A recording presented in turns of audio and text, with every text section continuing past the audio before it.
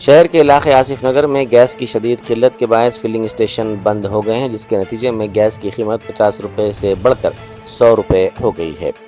Auto drivers ने हुकूमत तेलंगाना से फौरी मदाखिलत की अपील की है। और 26 लाख ऑटो है, ये सब लोग परेशान है।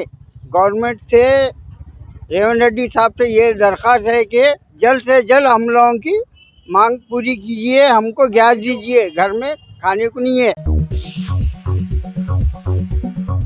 जर्मनटन super speciality hospital national award winner doctor Mir Jawad Zar Khan, German trained senior orthopaedic surgeon and director, माहिर डॉक्टर्स डॉक्टर वासिफ आजम और doctor Bharvi Chanduri, senior cardiologist और दीगर डॉक्टर्स नुमाया खिदमत अंजाम दे रहे हैं। Robotic surgery, advance cath lab, MRI, operation theatre, ICU, 2D ultrasound जैसी सहूलियात से आरास्ता कॉर्पोरेट लेवल हॉस्पिटल, वाजबी फीस में हर मर्ज से शिफायाबी के लिए Germanton super speciality hospital, Attapur.